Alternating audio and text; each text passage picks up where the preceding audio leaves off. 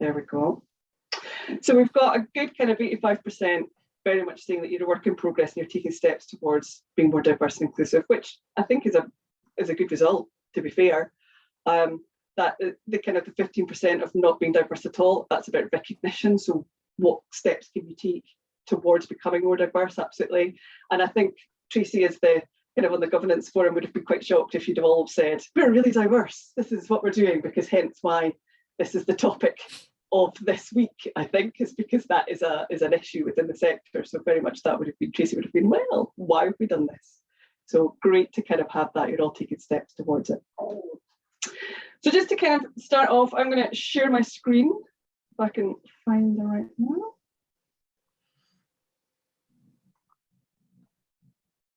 There we go. So fingers crossed you can all see my slides, is that right? Yeah. No matter how many times we do this.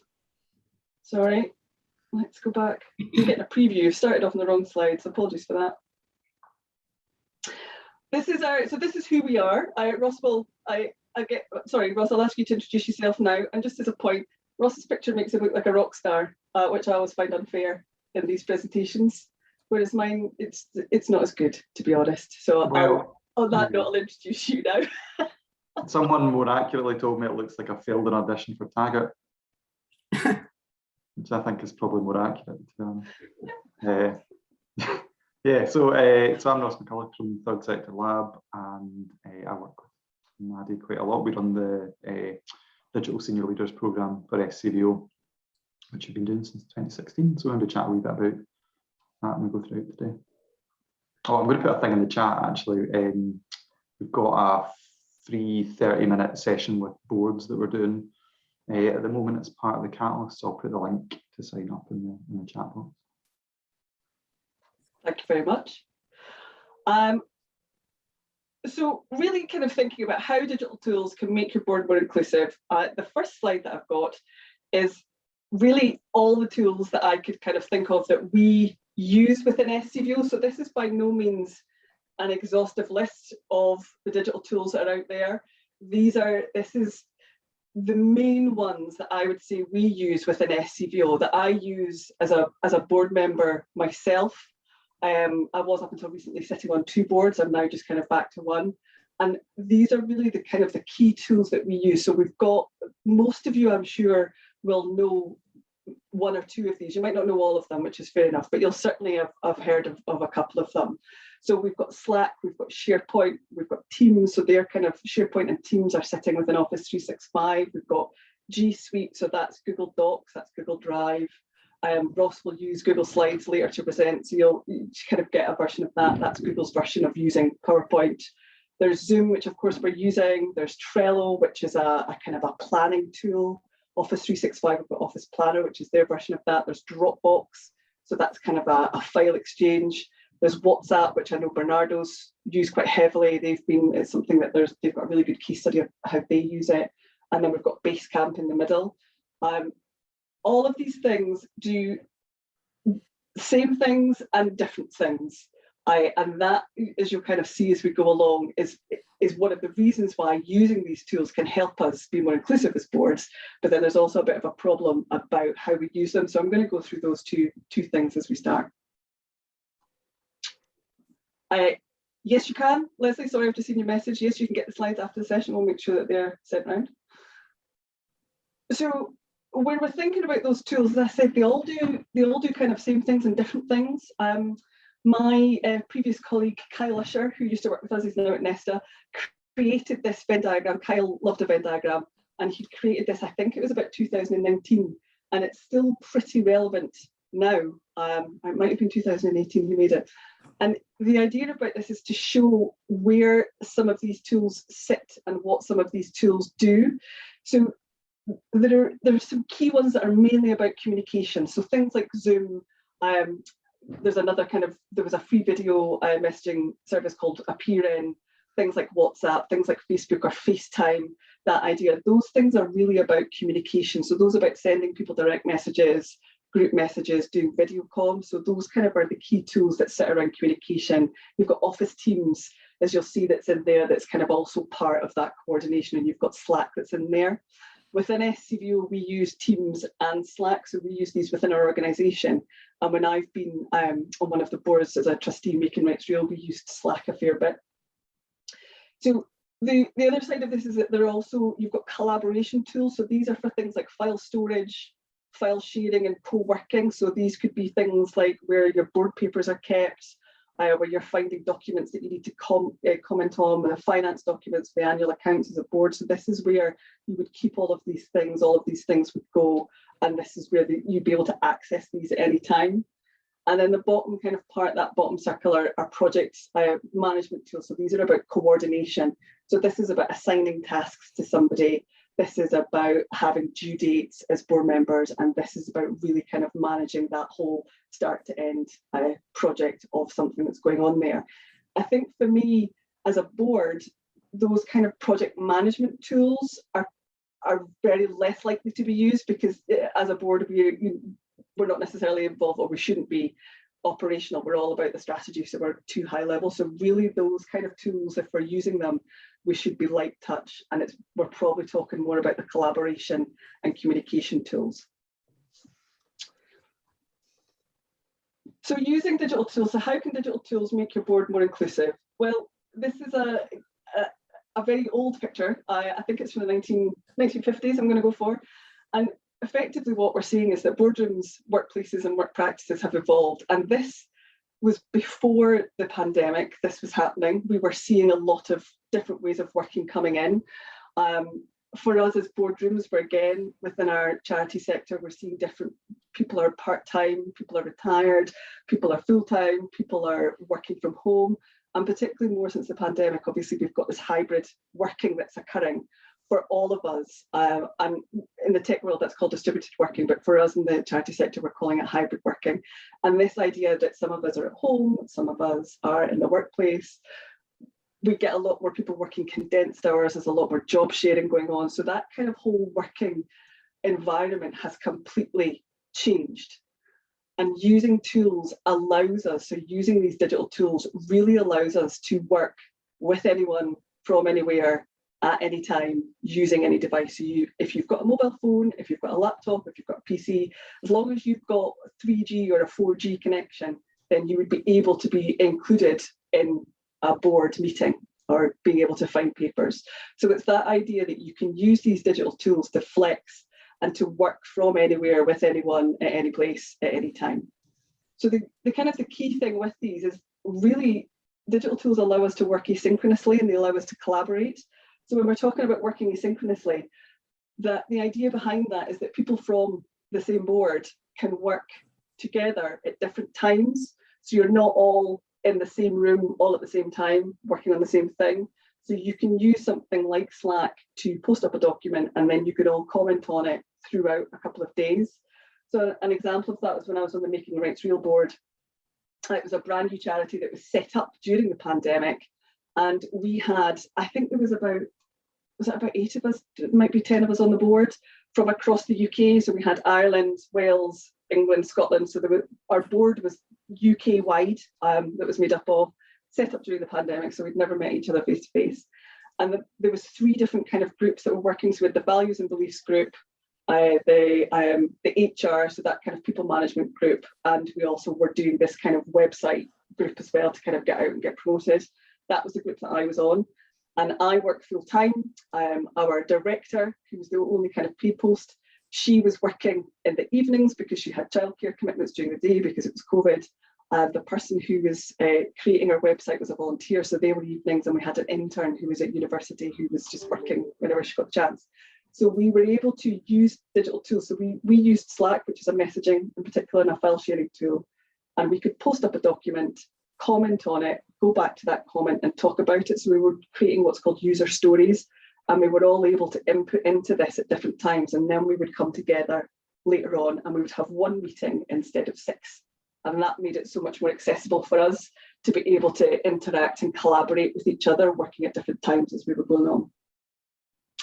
I've said there's no getting away from it. There are digital tools. There are problems with them. There can be.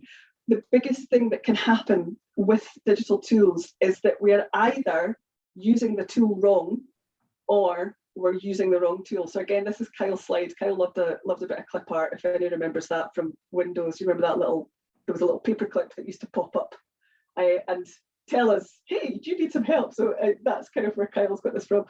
And the idea with this is very much is that it's making sure that we've got the right tool to do the right job. And this is where, if we're using the tool wrong or we're using the wrong tool, people get really frustrated, and then it starts to become exclusive, so it starts to exclude people. And that's where we can get to that frustration of, oh, let's just go back to email. It's like, oh, please, no email again. So it does, because it's easier, everybody knows how to use it. Whereas actually what we're saying is just, if you spend a little time figuring out, well, what is it we need to do? What are the main problems? Then thinking around the tool that's doing that and being kind of brave about it and trying different tools out. And again, that can help with that inclusivity of, well, let's get different groups to try this out. Let's try different things. And again, working at different times. So very much remembering what the tools are for and what it is you want to do. If you, as a board, are using Basecamp is the one that really kind of causes the most problems, not because of the tool itself, it's because people are using it wrong. Basecamp is massive.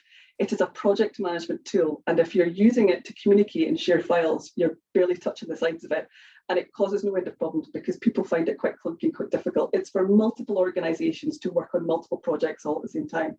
So it's a huge tool. So it's thinking about what is it that you want to do, where is it that you want to be able to share work, how do you want to do it. If it's a case of you would like your board papers on time so you've got time to read them, maybe a simple SharePoint site that's private to you as board members will do the job. And that allows you to access it at any time, at any point, to get that information you want. So remembering that the problem isn't the digital tool and the channels that you're using, it's our kind of our misaligned assumptions about how and when to use them. So it's bearing that in mind. And again, that's where we can use that. That's where our exclusivity comes in, is because some people don't understand how to use them. They don't know what they're for. We've just introduced something, and then we can kind of lose interest, frustration in people. Whereas what we're seeing is, if we use all of these tools, we can work at any point, any time, with anyone at any place in the world. So thinking about what is the job and what is the right tool, and being able to really get that right. And again, so that kind of just to end on how digital tools can make a board more inclusive. And it's that idea that things have evolved so much and moved on, as we've seen, particularly in the last 18 months, that using these tools allows us to be board members part-time, to work from home, to have childcare responsibilities, and allows us to participate in the world of charity governance and board members, I think. So that's me. I'm going to stop sharing. What I'll do is I'll give Ross, if you want to go straight into yours, and then I'll check the chat box and take questions, and we've had a couple of questions. Okay, so if that's all right.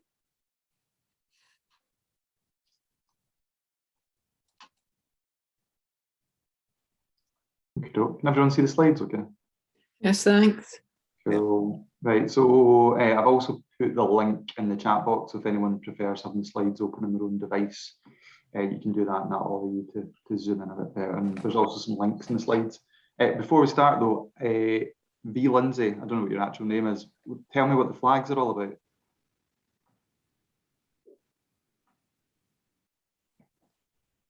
I'm not aware of having any flags. Look behind you. I mean. Oh, you mean, I'm thinking digital flags, but no, I don't have digital flags.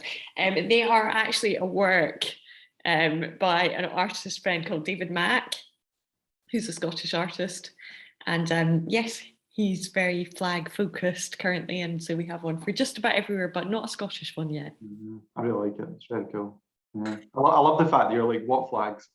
I know, but it's because I was thinking completely digitally and then thinking, oh my God, what have I attached to my screen that is now doing some animated, really distracting thing? Someone's house. Yeah, I've broken it. So it's doing something zoom at someone else's gaff. I love it. Right, okay.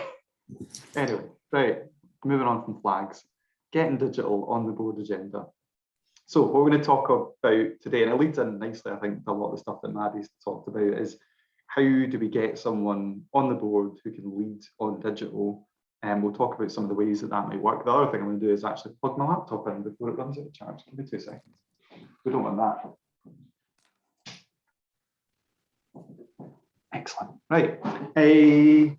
Yeah, so who's going to lead in all this stuff? What's this going to look like strategically? I'm going to start by just giving a wee bit of an insight at some of the findings that have come out of the Charity Digital Skills Report, and particularly post-COVID, that, as Maddie's discussed, the world has changed in terms of the services you're delivering.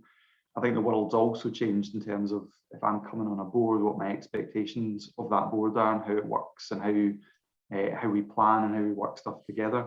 Having sat on 2 charity boards, and I'll talk a wee bit about my experience of a charity board that I left, I would say that most charity boards operate in a world that hasn't existed for 10, 20 years potentially. And the rhythm of charity boards doesn't work particularly well. You know, we meet once a quarter, we're given a giant load of papers, we're then expected to discuss them, we go around, we all talk about something, nothing really gets decided till the end, and then we kick it in a touch for the next meeting. And so how do we move away, not just from thinking about, I mean, you think about board diversity, and I'll touch a wee bit on that, but actually the very fabric of how a board works probably isn't suitable for 2021, and certainly isn't appealing for someone who wants to come on who's got that digital expertise. So when we're thinking about this stuff in that context today, just really taking on board that stuff that Maddie's talked about simple tools, simple techniques that could change the way that your board operates and actually speed up some of those processes. Okay, right. So I thought it was worth always just giving a bit of context when we talk about digital, and I think this is really important in terms of the board context as well. So lots of people have what they might determine as a digital trustee on the board at the moment. That can often be that could be someone who is an IT reseller, and that stuff is fine if that's what you're focused on. But if your organization already has a very comfortable Microsoft 3 setup, as someone who's a Microsoft reseller and their focus is on IT infrastructure, what you might want to ask yourself is what's the value in the long-term strategy that person's providing to our organization. So when we think about digital, we're taking out the silos of IT or of comms and actually applying it to everything that we do. So this is a really good definition from Tom Loosemore at we used to be in cuff.uk, applying the culture, processes, business models, and technologies of the internet era to respond to people's raised expectations. Ross, hang on a second. I'm just going to stop you. Your sound seems to be dropping in and out. I think. Or is that worse? Say a bit more. Yeah. See. That's better. Or is that worse? It's kind of just going in and out. Read your definition, and then we'll just let you know if we can hear you. I'm going to stop sharing. Give me a second. I'm going to change the audio settings.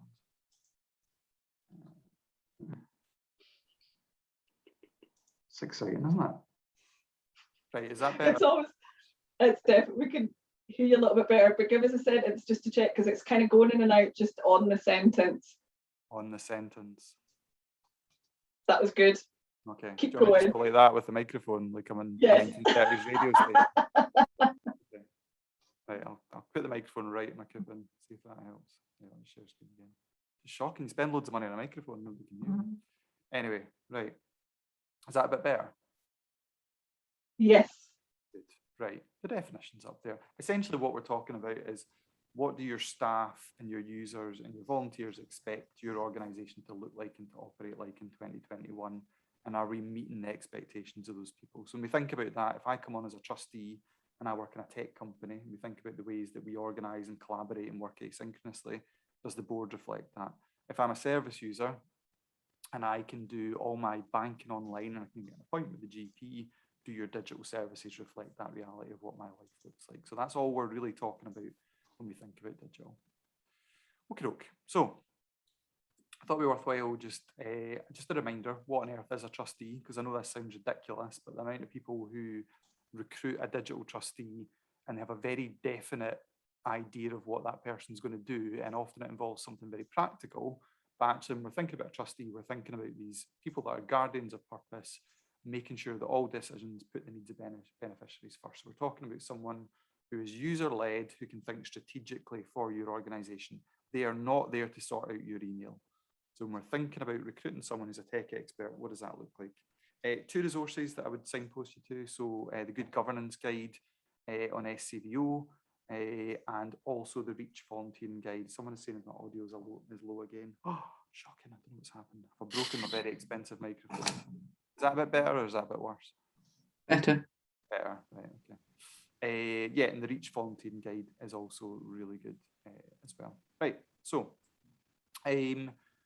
some stats from the latest Charity Digital Skills Report that I think are quite useful. I'm not going to read through all these, they're on the slides. It's a wee bit text heavy, but I just thought this was quite good in terms of context of digital inclusion has really come at the forefront. So for lots of you working in organisations where you responded really quickly to deliver digital services, what we're often finding is that gap in your users where people don't have access to devices, basic digital skills, or often a good consistent data package. So what does digital inclusion look like? And what's your responsibility as an organisation? Remote working has been a huge challenge, so not just in terms of you know, the kind of impact of Zoom, but actually people are not colleagues anymore, and there's a huge amount of things that come with it. There's a huge amount of benefits that come with it in terms of accessibility and your ability to recruit people from across the country. But actually, what is that going to look like as we go into a blended approach? A third of charities saying their staff are burned out from the demands of remote working. I would argue that's probably higher, given the charities that I've spoken to. Lots of people off on long-term sick at the moment, lots of people feeling disconnected with their colleagues. So again, we're thinking about bringing in a digital trustee, we're thinking about bringing in a digital trustee in the context of what the world looks like post-pandemic, or we're still in a pandemic, but post-COVID. Everyone not speaking, go on mute, that may help the sound. Why don't I switch? I'll switch. I've got another audio source because I'm that way inclined, so I can switch to another audio source. Give me a wee second. It's disappointing, my poor microphone. Right, there we go. Is that any better? Yes. Excellent. Whew. Right, God knows what's happening. Anyway. Right, so the context of COVID, the impact that it's had. The other thing I was just going to quickly chat about before we hear from Ellie. This is really important. So half of charities believe that their board has low digital skills or room for improvement. This has fallen from 2020. There's still a huge gulf there where people are saying, you know, there's good solid digital skills, we've been able to deploy digital services in our charity, but actually at our board level, those digital skills are lacking. Just under a third of boards are provided buy-in and support for digital, while only 14% of organisations have a digital trustee. So that's a really small number. So when we're thinking about this, and we're thinking about the importance of this and the context of this, what I'd like to be thinking about is it'd be very, very rare for anyone in this room to have a charity board where there is nobody who knows anything about finance. So you have a board, but there's no accountant and there's nobody who knows anything about finance. That would be a fairly ridiculous state of affairs. Now, turn that into digital, and we're in 2021, and you're deploying lots of your services digital, lots of your staff are collaborating online, but you potentially, you know, that I'm going to do some basic maths here, that 86% of boards who have nobody who's leading them that strategically. So what does that look like for you? Who are you going to recruit? How do you drive that stuff forward? Right, what we're going to do very quickly, we're going to hear from Ellie at CAST. I'm going to talk about what I mean by digital trustee in a wee minute, Leslie. Ellie's going to explain that succinctly, and then I'm going to talk about it in a wee bit more detail. So Ellie, who works at CAST, is also a trustee, and she's going to talk about what she does as a digital trustee and what that looks like. So we'll hear from her just now.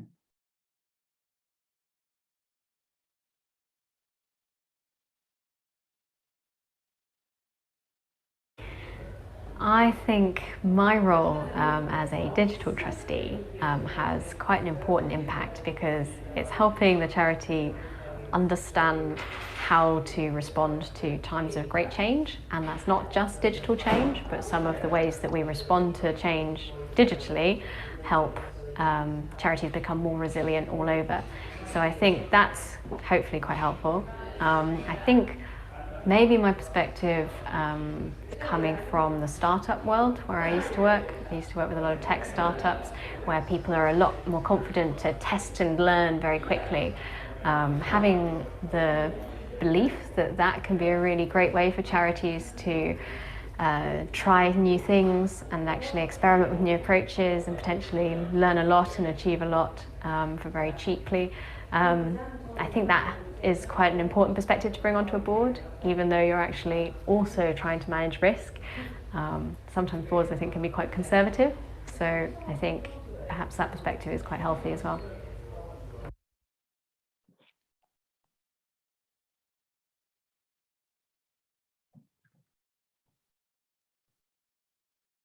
Okay, so hopefully that's given a bit of clarity to, I'm just reading some of the chat box stuff there.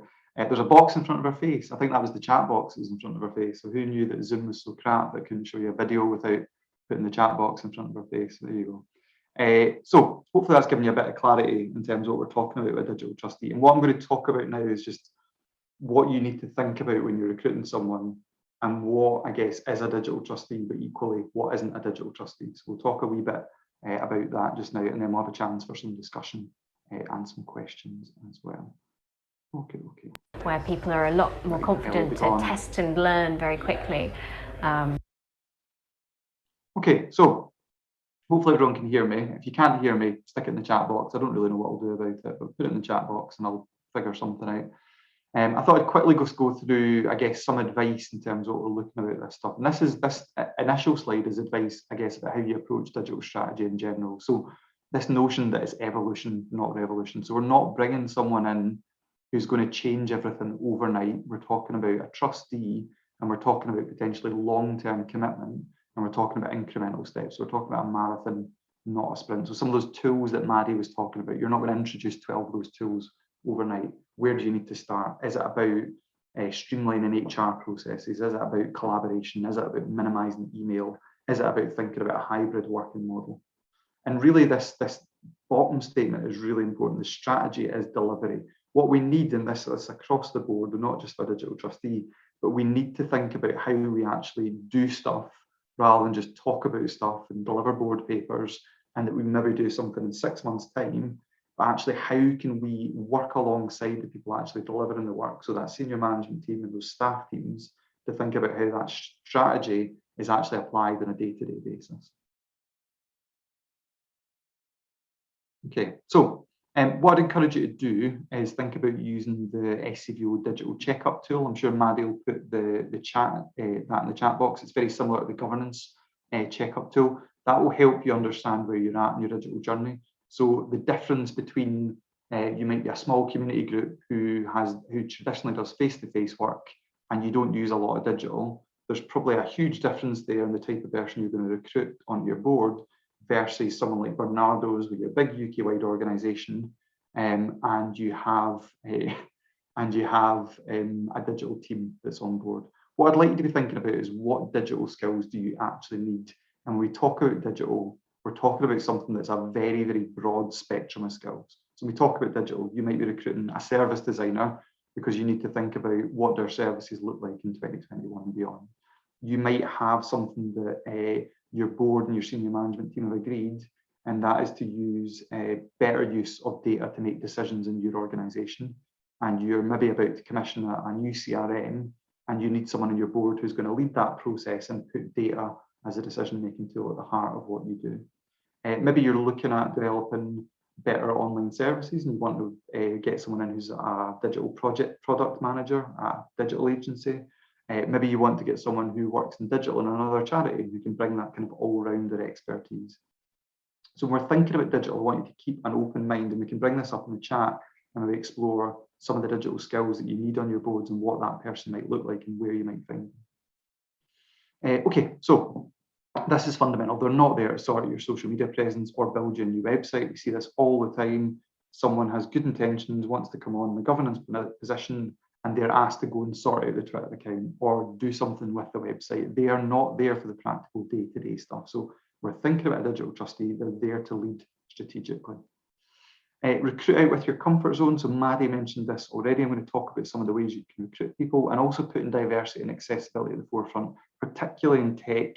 Very easy to recruit a white man who's in his early 20s, who's middle class, and who probably lives in Edinburgh. How do you put diversity and accessibility at the forefront when you're recruiting people?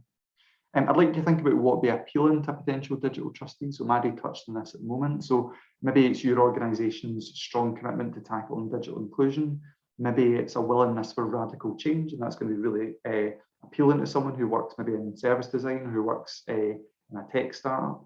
maybe you've got a really healthy budget allocated to digital, this person can take and drive forward what you're doing. Or maybe you've just secured funding for a new digital first project or service, but really thinking about what's the thing that person can get their teeth into when they come into place. And Maddie talked about this, I'm not going to talk about this too much, but thinking very much about, is decision making and collaboration with your charity slow and painful? How is that going to feel for someone coming from the tech sector? And not seeing that as a difficulty or as a challenge, but actually seeing this as an opportunity to change how your board operates. One of the other things I'd like you to be thinking about is making sure that you don't recruit someone who comes from a tech background and suddenly they're making every digital decision in your organisation. What I'd like to think about is how can that person empower and upskill other people on the board or help people understand decisions that are being made. And I want you to think about how you can value their expertise. And I can maybe talk about it in discussion where a board that I was on previously, where I was recruited specifically to be a digital trustee, but suddenly in 2021, everyone thinks they know everything about digital. So thinking about how you broaden that knowledge on the board, but also you value that person's expertise as well. Okay, whistle stop tour. These red links that you can see, so if you click the slide link, it will take you through to these. So I'm going to talk very, very quickly about a few places where you can find digital trustees. So we have digital trustees events that we used to run, face-to-face events. We're going to be bringing them back online. We'll probably have one in December this year, and they're really simple matchmaking model. So half the room are people who work in the tech sector who want to become a trustee. Half the room are hopefully people like you working in the charity sector who want to recruit someone from the tech sector to join their board. And we do matchmaking and join people up. They've been really, really successful in the past of people finding the right trustee and the right fit for their organisation. What I'd also encourage you to do is go and look at Reach Volunteering and Good Moves. So Good Moves are SCVO's job platform. Reach Volunteering have quite an interesting thing at the moment where you can actually go and look at people who want to be trustees. So if you go and Reach Volunteering, you will see a range of people. So it's almost like reverse recruitment. So you could go on today and see actually there is Sandra, who'd be a really good fit because she works as a data analyst and that's where the gap is. I'm going to send Sandra a message and talk to her about the vacancy that we've got. The other thing you might want to do is just using a short-term paid LinkedIn account allows you to target people in specialist fields beyond your network. So I could go and look for a data analyst who works in a 25-mile radius of Glasgow, who's worked in their sector for 10 years or more. So I can be really specific and go out and find the right person. Okay, a couple more things before we have just have a general chat. I think this is really important, just as a statement, is that when people become trustees, and even people who come from backgrounds, particularly in tech, where things move quickly and people are used to taking risks, when people put on that trustee hat, they can become quite conservative and risk averse, often with good reasons, because they're playing, obviously, often with public money. Actually, how do we think about setting up board dynamics so that boards are taking more risks, but taking the right risks? So not about risks with people's safety, but actually thinking about taking risks in terms of the stuff that Maddie spoke about, how we collaborate and how we communicate, potentially how you organise internally as an organisation. What would that look like for your board? And that's the final one. So this is really an opportunity when you've got the right person who's going to be challenging you to think about how you're going to be using digital effectively, as to getting back to why you do the work that you do. So getting back to the core purpose of your organisation, rather than thinking we have a bunch of legacy services and they're in a room and someone travels in a bus for 45 minutes and they sit down with a counsellor and we deliver it face to face and it costs us lots of money to deliver it and it's a big hassle for that person. We can only deliver it Monday to Friday, 10 a.m. to 4 p.m. Actually, why do we do that work in the first place? And for me, that's where digital can be a hugely powerful transformational tool, is getting back to the why of your charity rather than getting too obsessed about how you do the work that you do. Right, I'm going to shut up. There's a link in the chat and also in that slide for the 30-minute digital trustees session. I think we now have time for the discussion. Hopefully someone heard any of that and it wasn't just me just chatting away and nobody actually heard anything. I had to turn off the chat box because there was something a grey box in front of your head, so I have no idea if you heard anything. Hopefully it was great. I don't know. It was amazing. Thanks, Ross. Thank you very much. We've got just a couple of minutes. And there's one of the questions I think Tracy asked me just quickly was around the cost of some of the tools. And a lot of these tools, there is a free version.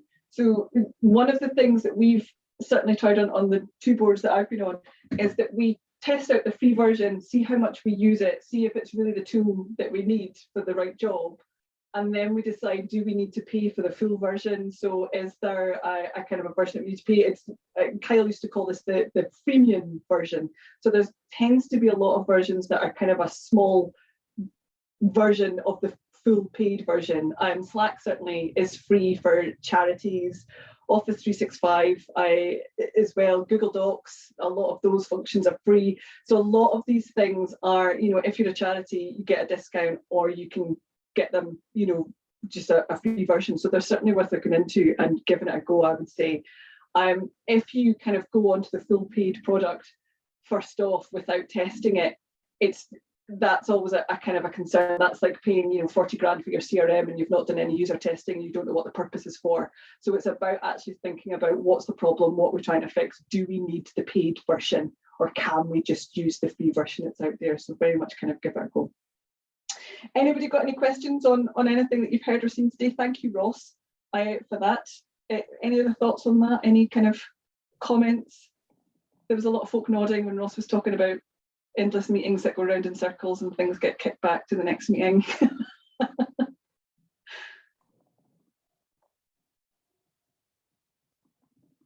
Any other thoughts, any comments? Ross, anything else you want to add? No, I mean, the only thing, just another shameless plug, which the Senior Leaders Programme we're now recruiting for 2022. So I guess what we've seen in the organisations that have been successful with digital is that they've got someone on the board who's leading this stuff just strategically, but they've also got senior team who get this stuff as well. And what's often happened in organisations is there's someone in quite a junior position who's leading on digital, and that's great and it comes with enthusiasm, but actually when big change needs to happen or there needs to be investment, it's not happening because that person doesn't have the clout to do it, or it's going into processes that they have no control over whatsoever. Tracy's asked about the digital trustee recruitment session. So in the slides, which slide number was it? Let me just get the slide up again. I'll put the link in the chat as well. We've got a sign up form for the next event, so we're just trying to organise when it's going to happen and get speakers and stuff. So I've put that in the chat box so you can sign up, and then you'll get an email letting you know when the next one is going to be.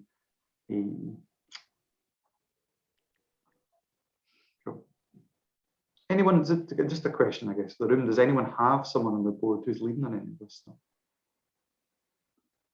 Okay.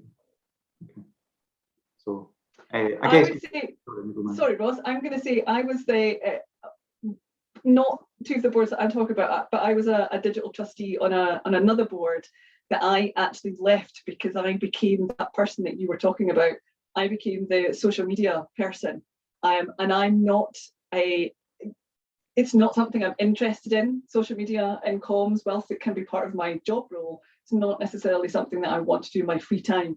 And what happened to me was I got everything I got, sort this Twitter account out, we need to kind of fix a website. And I was going, I don't know anything about websites. Why is this coming to me?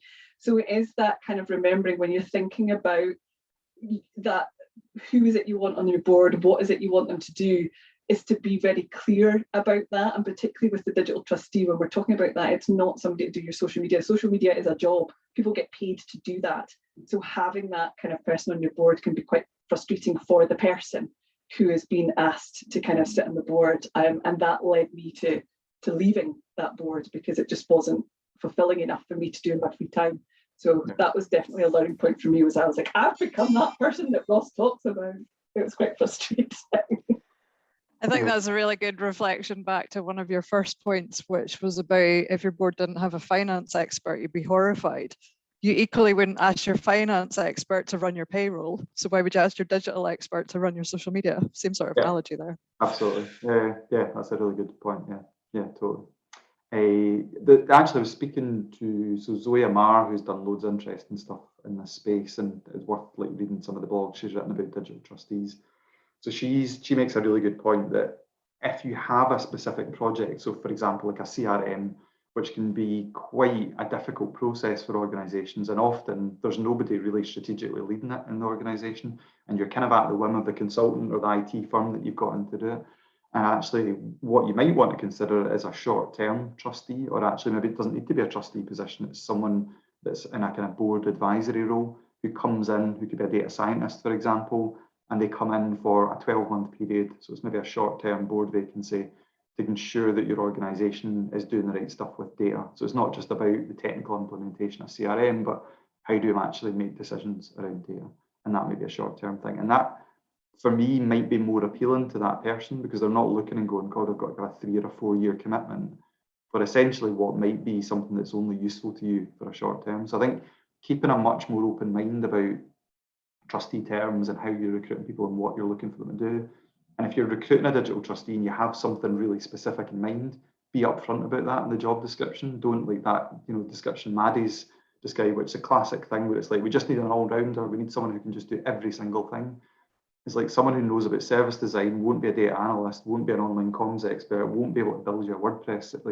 It's a fairly ridiculous ask. So when we're thinking about digital, be really clear about what you're struggling with at the moment and then go and recruit with that in mind. A lot of the digital trustees, so if you go on the Reach volunteering website, there's a digital trustees job description that's a kind of starter for 10. What I would say is give it a bit more thought into how you really move away from it being quite generic into something that's really specific and something that feels appealing to people. Okay, Ross, I'm just aware of the time. We've just kind of gone over it by a couple of minutes. I'm going to put our brand new governance checkup tool again into the chat box. I think Tracy already posted it. So I would highly recommend you give this a go. So this is kind of still in a test phase. So we're looking for feedback. So if you do carry this out, please do let us know, let Tracy know, let us know your thoughts, let us know your experiences, how you're using it. We're always very keen to get feedback from people who are using some of the tools. And I've got a kind of a final question, is just to ask you to put in the chat box. So after this session, is there one action that you will take to improve trustee recruitment and board diversity in your organisation? So I'm just going to put that into the chat and ask you to think about what's the one thing that you think you might be able to change from what you've heard this morning. And it sounds like some of you are actually on your way, as we'd said, to kind of that 85% of you on that poll this morning, to actually making some of those changes, to making that difference. There's quite a lot going on out there, I think, at board level, which is really good to hear. Yeah, so Leslie, even just a bit of reflection, thinking about where you're at, what you're doing, absolutely. Maybe finding out a template, yep. So Ronnie, you should be able to find that on the Reach volunteering. So I think I put the link into some of their guides already in. Yep, Jennifer, being able to speak about why it's important at the next board meeting, absolutely. Another thing I think that Ross is not mentioned, but part of the digital trustees is also being able to get people from other boards to come and speak to your board as well. That's kind of quite key. We do that a lot within the senior leader programme around, actually, let's get another chief exec in to talk to an organisation about why these things are important, and that can be really helpful if you are the person that's championing a lot of this, the kind of the diversity, the inclusion, digital nature of things, to get somebody who's already done this on a board in to speak, I think.